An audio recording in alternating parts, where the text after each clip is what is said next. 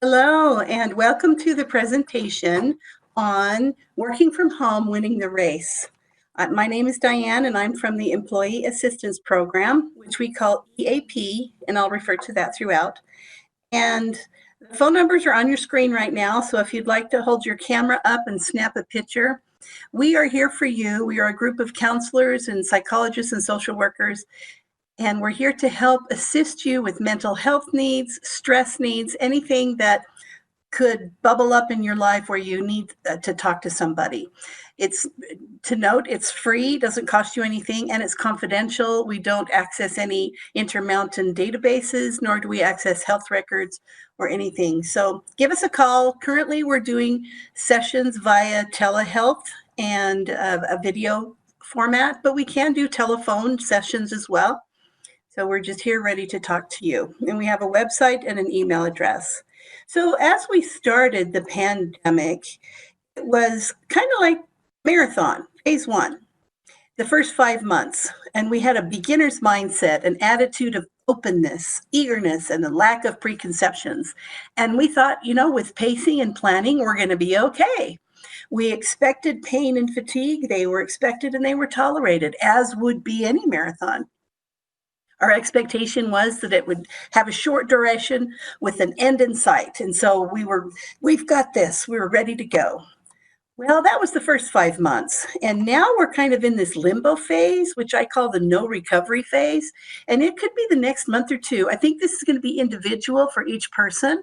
Reality sets in, and it has set in. There's no end in sight. And that's probably one of the hardest issues, is that the uncertainty of that. Expectations have been shattered. We don't know what's going to be happening next. And fear and uncertainty have certainly increased. So the next phase, what is phase 3 going to be? Well, this is the future and the unknown. And it's going to be an endless series of 5K and 10K races where you don't get to have a break in between. You get done with one race, you don't have time to change your socks. You got to keep those shoes on and start going again. So no recovery time. During a time like this, regular coping is challenged. We find ourselves not being able to cope as we did before. And there's some unpredictable emotional reactivity. You would not be surprised, I think, at your own, or you may have been surprised at your own emotional reactivity. You might get more angry than you were before, more irritable. Maybe you're sadder at different provocations, worried. And so emotional reactivity up and down is something to be very expected when there's a lot of unknown. And certainly doubt, fear, and guilt have increased. And the biggest fear we have of all, our biggest fear is, what if I can't do this? What if I can't handle it? This is a graph called the Phases of Disaster, and it came from the Substance Abuse and Mental Health Services Administration of the government. And on the left-hand side, we have emotional highs and emotional lows. So we entered this pre-disaster kind of more on the upper end, on more than 50%, which is kind of normal for everyday life. That's kind of where we hover. And there were some warnings and some threats. And I remember hearing about a coronavirus in about late October, November. And I wondered if it would cross the ocean. And it certainly did. So that was the warning, and then the threat, and then the impact hit us. Well, as with most disasters, once the impact hits, then there's this period of time where we have these heroic efforts, community cohesion, a honeymoon, people are banding together, they're helping each other out. But that's kind of short-lived. And then when it looks like what's going to happen next, then our emotions start to plummet. I think this is where we are. And this disillusionment happens. The honeymoon is over, and we don't know what's going to be happening next. And we get little events that trigger us along the way. Some of the things that have triggered us during this COVID time was the earthquake for those of us in Salt Lake, hurricane winds that we had. We had also some riots, and we've had the political environment. So there's a lot of things that are contributing to an overall global sense of what's going on. And those could trigger us again to have emotional highs and lows. And this is going to continue, and pretty soon we're going to get to the anniversary of when this started, and we're going to have some reactivity with that as well. And we don't know if the end will be there or if it will, what it would look like then. And so we deal with the anniversary, which sometimes has some real sadness associated with it. And then we have to work through the grief, coming to terms with it. And throughout the reconstruction period, there can be a lot of unknowns and a lot of setbacks. So that's to be expected. So Viktor Frankl, who survived the Holocaust, he said, an abnormal reaction to an abnormal situation is normal behavior. So you're having a normal reaction to an abnormal event. So looking at working at home in particular, Nicholas Bloom, who's a professor, an economist at Stanford University, he's an advocate for working from home, and he has studied the success of it. And but he said in COVID, kind of a lot of that's going out the window. And so he has some negative predictions. In his studies that he did before, there was people did cite a lack of social contact leading to increased depression and loneliness. And so in the studies of people who voluntarily chose to work at home, 40% of them asked to go back into the office full time because they missed being around people. And now during COVID, this is really heightened for us, and it's become a real issue. There's also delayed recovery from PTSD related symptoms because we're not out of it yet. So PTSD, one of the most common is where you're scanning the environment for danger. And it may not be a tiger or a dog or whatever, but we're looking like, when's the next shoe going to drop? That's the type of scanning for danger. When is the next thing going to happen? And so that leaves us at a heightened sense of what I call the buzz. What's going to happen next? Well, you could imagine that that's going to lead to some physical health decline, as well as some of the habits that we've formed during this time. And there's a sense of lowered productivity due to some distractions that have happened, getting into the flow of things, some unpredictability, mental and emotional fatigue certainly have kicked in, and a lack of direction as far as what's happening next. And then a lack of creativity and innovation. This is an interesting concept to me. Dr. Bloom found, and he predicted that, well, first he said that when people meet in the office and they're in a boardroom around a conference table, or they meet in the hall and they talk about a project, there's a synergy that happens between them, and that highlights and activates the creative and innovative parts of our brain. And so he said without that synergy of being with people, that he predicts that might negatively impact the economy for 2 years to come. And so how do we combat that? And I'm going to talk about creativity a little bit later. So why is it harder now working from home than it was? And that's because with COVID, we've got these four components. Our children are popping up all over. And they're working at home, we're schooling at home with them, daycare, some are closed, or we're choosing not to take them there. And so there's kids around all the time. Also, space. Some people don't have a dedicated office space. And so you're using the sewing room or the dining room, or some people are in their bedroom, and so there's these makeshift offices happening, and which leads to a lack of privacy.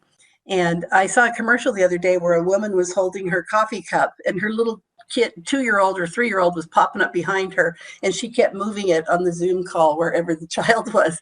And that was a commercial, but it was an indication of some of the strategies that we're going through to try to make this work for us.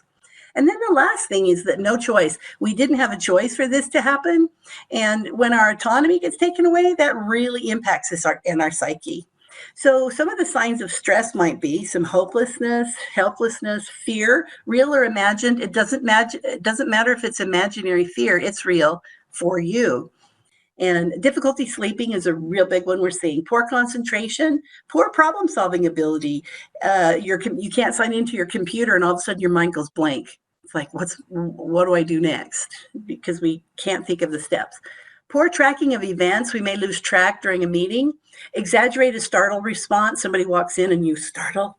Hypervigilance, once again, that scanning for things that might happen, scanning for danger and restlessness. Also, sometimes we get frozen when we get in this state and we have an inability to seek help. And that may be because we think, well, other people have it worse, so I'll let them be the help seekers. And we turn our own needs off. Irritability and anger can really increase. Neglected hygiene, we see people not keeping up with appearances, or one of my favorite is, they have business on the top of their sweatpants on the bottom for meetings and things like that, which is perfectly fine. That's not neglected hygiene, that's comfort. But that's, we might see some of that. Substance use, because you got to feel better sometimes, and obsessive thoughts or conversations. We may ruminate and keep talking about the same thing over and over. A general feeling of not feeling like yourself, and some avoidance behaviors. I don't want to go to another meeting. I don't want to do this next project. Very common. And then some talk of a foreshortened future, job, society, what's going to happen here? Do we really know? Paranoia kicks in, and then this other, which is deteriorating symptoms of underlying mental health conditions. So if somebody was already struggling with a mental health issue, such as anxiety, depression, bipolar, OCD, a variety of issues, having this stressor on top of it could really make those other symptoms start to deteriorate. The person's overall general well-being would deteriorate. So let's talk about the lack of social contact right now, the impact of social isolation. There was a landmark study done several years ago, and it looked at how people's well-being managed and their overall health with a variety of topics: smoking, obesity, a bunch of them, and lack of social contact. And they found that lack of social contact was equivalent to smoking 15 cigarettes per day, the effect it had on health. And that's pretty impactful. So if you're feeling it, you're feeling it. Also, since 1918, somebody compared 2018 to 2020, and depression, anxiety, and PTSD rates have tripled. And loneliness is up 25% in this study. And we know that lonely people experience premature death 50% more than those who have social connections. Requests for mental health services have gone up 400% from January 2020 to July. That's per Mental Health America. And NAMI reports that calls to mental health crisis lines increased by 65%. Now stay with me here, okay? Because we're going to talk about how to make this work for you. Global catastrophes change the world. This is Aisha Ahmed, and she's a professor at the University of Toronto. And she has been in refugee situations. She has gone all over the world in epidemics, in refugee and wartime and other things, and looked at how the populations survive with it. And she made this great quote: "No sane person feels good during a global disaster, so be grateful for the discomfort of your sanity." And she recommends that we make some shifts. One of them is for security, another is a mental shift, and then embracing the new reality. So for security, really simple, you want to be realistic and be kind to yourself. It's normal to wake up at 3 o'clock with a sense of uncertainty. Those things are going to happen. By the way, if you're having trouble sleeping, that would be a great reason to call the EAP, and we could talk to you about some things to do for some sleep hygiene and talk through some of those issues. So that would be a reason to call us. You want to pay attention to fundamentals, focus on wellness and simple exercise. So yesterday for breakfast, I had a protein shake and a See's chocolate because my birthday was Saturday and I got a pound of See's chocolate. So that was my breakfast. Not the most healthy. And so I made a commitment that today's breakfast would be more healthy. So I had cottage cheese and a V8. So yeah, take it one meal at a time, one step towards health and wellness at a time. And you want to focus on simple exercise. Moving your body has been shown to make you feel better and to help take care of some of those stress hormones that gather inside of us. You want to gather essentials together. I think we kind of did this in a frantic frenzy, but gathering essentials as you have time and as you're able, surround yourself with those things can be really comforting. And then clean your house. There's something to say about tidying up and making your surroundings looking good. Talk to your family about an emergency plan. My favorite suggestions are to have a person outside of the calling area that you can all check in with in case our local calling systems are down. And so they can be there. Having a place to convene in case you can't get to your house, and we say, okay, if we're here, we'll all join and meet at this place. And another one is for younger children is a code word to give them that only people that are safe will know, so that if someone has to come and pick them up, they can say, your parent wanted me to get you, and here's the code word. And so those are some things to do for an emergency plan. You want to support your loved ones and others on the front lines because they are feeling the onslaught like no other. And then create a strategy to stay connected. It's strategic and it is required.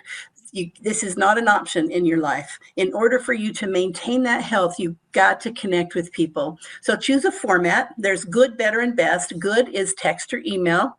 Better is a phone call or a voice call to hear somebody's voice. And the best is a video format and being able to see people's face. So about halfway through this, my 85-year-old mother was really, really distressed. She has 8 children and grandchildren, and she had not received any visits, and she was having a tough time. So she called us crying, and we sent someone over to install a camera, taught her how to use Zoom, and we had a family Zoom meeting. And this is kind of funny if you look at the camera, but she spent the entire hour like this with the camera. And it was really cute as she moved from person to person to person to look at her peeps. She wanted to connect with them, and that really filled her bucket. Double the frequency of contacts. If you used to contact someone once a week, now do it twice a week. Smile with your eyes. This is what we see now. And we don't see full expression.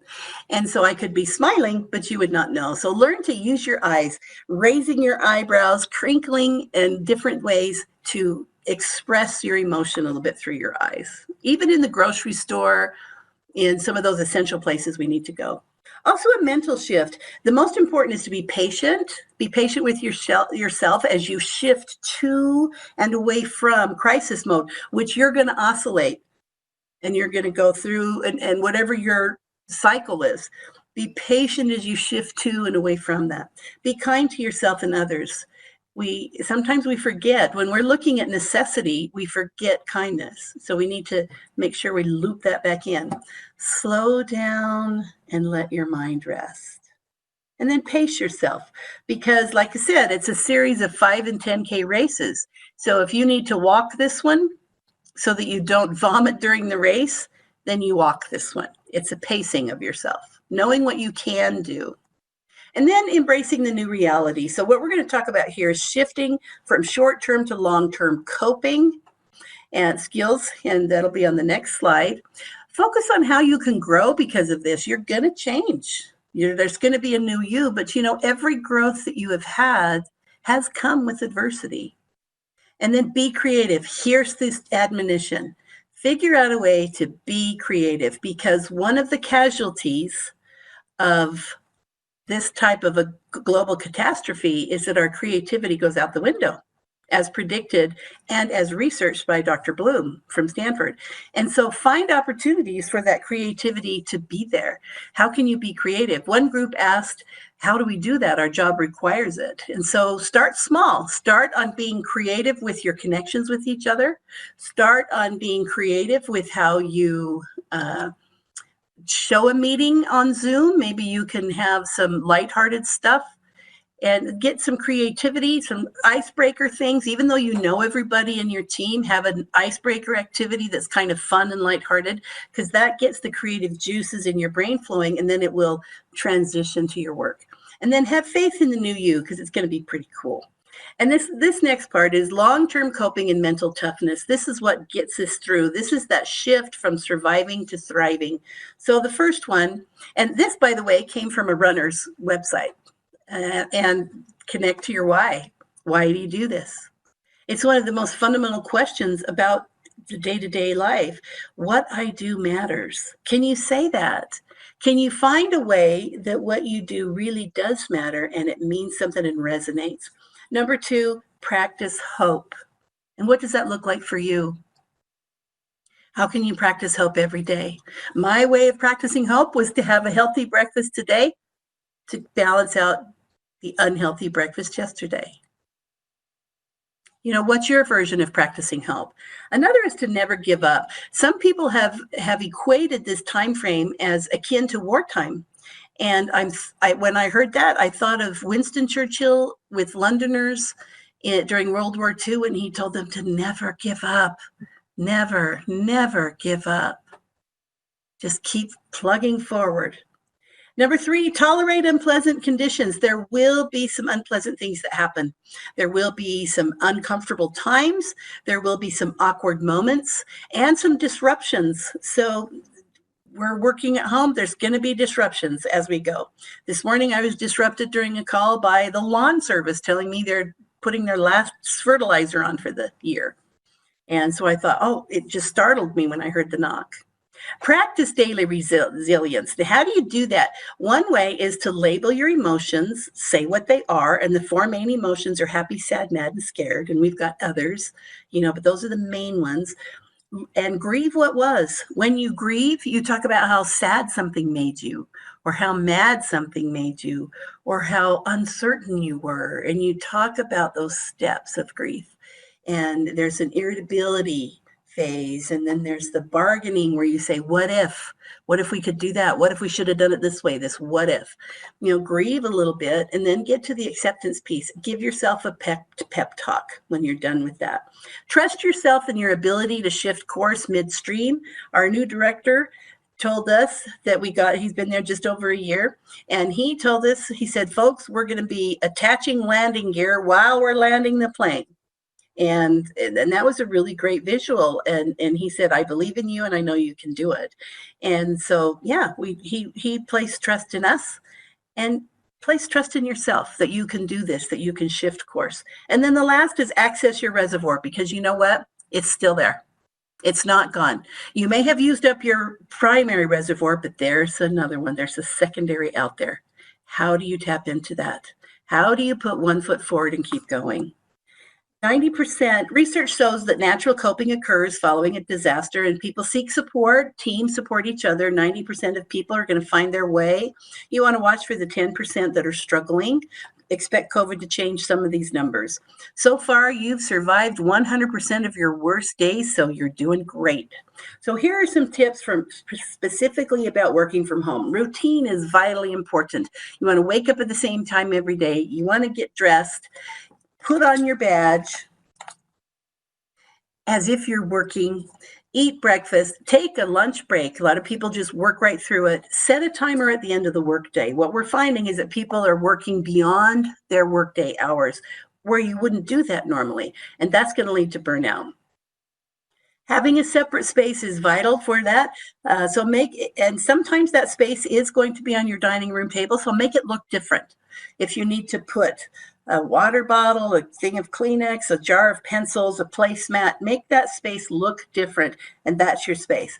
But you want to leave that space at the end of the workday.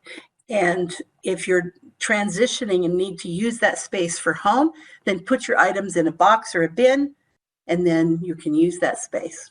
Now, commute time. Before, when we were working in the office, we had a commute time, and that was a decompression time. It was a gear up in the morning and a decompression in the afternoon. So now that you don't have a commute time, create one and take that time and incorporate pleasant rituals that transition from your home to workspace and back to your home space at the end of the day. Working time. Now, because people feel less productive, they're putting in extra. So work your regular hours and don't overdo it. The productivity paradox is I don't feel productive, so I overproduce.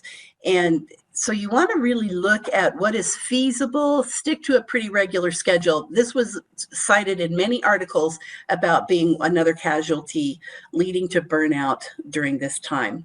Realistic goals. Now, the research from NASA shows us that you can do a 90-minute sprint of focused work. And so if you really need to do something, get in 90 minutes, put your head around it and do that. And after 90 minutes, then you start to lose efficiency and you're not as effective. And so they recommend you get up and walk around and that type of thing. Well, that's pre-COVID. During COVID, I have had a lot of people tell me that 30 minutes is about what they can do. Well, that's fine. Try 3 30-minute sessions where you get up and walk around so that you then have that time. You want to coordinate internet use with family and roommates. Make sure the goal is set of what's going to happen at what time. And then boundaries. You do need to set boundaries with people to kind of reduce some distraction or sounds or interruptions as much as you want. But be very forgiving of people who get distracted. Because if your 4-year-old runs in, that's just going to happen. Communication, again, this is a reiteration of using video platforms as much as possible to maintain human connection, and discuss expectations with your manager and your family. And then this center one, unplug at the end of the day. Sign out of your computer, leave the workspace. And like I said, if you need that workspace for home activities, put the items in a box. Resist the urge to check emails and texts after work. Your computer sits there glowing on the dining room table, and you walk past and you go,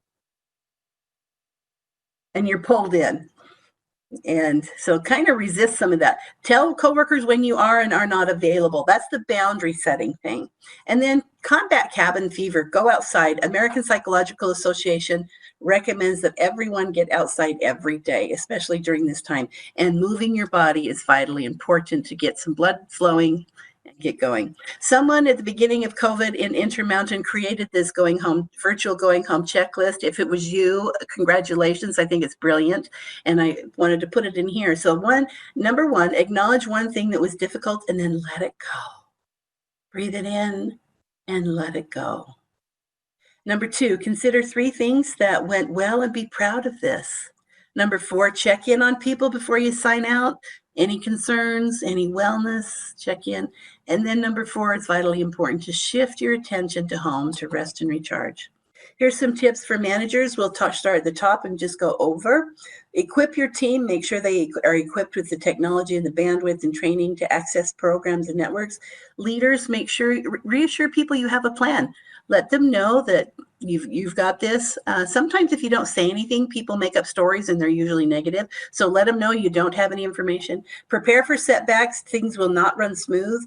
Learn from mistakes and adjust. Build connections by allowing for small talk during meetings, and talk about being a team.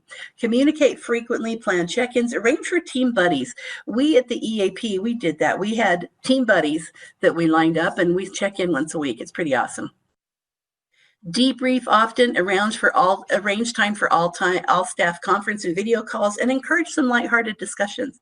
Define expectations, like when you can work, when you can't, how you can be reached if you're not, and then celebrate success.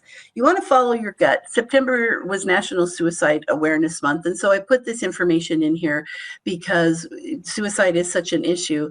So if you see that someone is struggling more than usual, you can ask them how they're doing, if they have thoughts of hurting themselves. If they say no, you could follow up with, if you were, could you tell me or someone you trust? If they say yes, call the EAP. The important thing to note is that if someone is feeling this way, they do need to be assessed to make sure that they'll be safe. And if you have concerns, you can also call the police and request a welfare check. So here are a bunch of ways to take care of yourself. So let's start at 11 o'clock and we'll go counterclockwise. Exercise and physical activity daily. Use technology, again, a third reminder to connect with people. Get plenty of sleep. Engage in positive and creative family time. Go back to some fundamentals. We all like things really simple. Play Candyland again, or some of those simple games. Eat healthy foods. They nourish your brain. Help others. Research shows that when we get out of our own mind and we help another human, it lifts our spirit and it helps reduce our cortisol. Beware of your own self-talk and change your story. Instead of that this is terrible, say, yeah, this is difficult and I can handle it. Consider a new hobby. Focus on feelings, not problems. If you're saying it's not working, I can't get connected, I can't do that, and I can't do that, you get more and more frantic. But if you say, I'm worried that I can't do this, I'm sad that I can't do this, I'm irritated that it's not happening, focusing on the feelings actually has a calming effect, and then you're able to problem solve a little better. Give gold stars, don't collect gold stars. This is Brene Brown. She told us to do that. And that means to notice when other people do things well and acknowledge that. Engage in mindfulness and meditation, and then lean into that uncertainty. Whatever it is, lean into it. Just meet it where it is. And last of all, I want you to be kind to yourself. Self-compassion, as promoted by Dr. Kristen Neff, she said there's 3 components: self-compassion versus self-judgment. So be warm and understanding to yourself when you fail.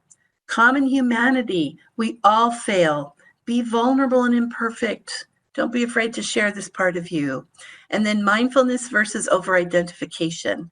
Over-identification is where you overreact to a negative feeling. So instead, take a balanced approach and say, well, I do have this negative feeling, but I have so many others. Allow them to happen and don't judge. During suffering, she recommends that you say, this is a moment of suffering. And then the next statement, suffering is a part of the human experience. And thirdly, may I be kind to myself in this moment. We're suffering. We are suffering. Charles Dickens said, one of my favorite quotes, suffering has been stronger than all other teaching and has taught me to understand what my heart used to be. I have been bent and broken, but I hope into a better shape. Kind to yourself, go out there and do your best, and remember that this is a unique time in history. And as Dr. Harrison, Mark Harrison, our CEO said, he said Intermount was uniquely prepared and placed for this. I thought that was a great quote, and it gave me a lot of comfort. So do your best, and I'm happy to see you, and contact the EAP if you need to. Thank you so much.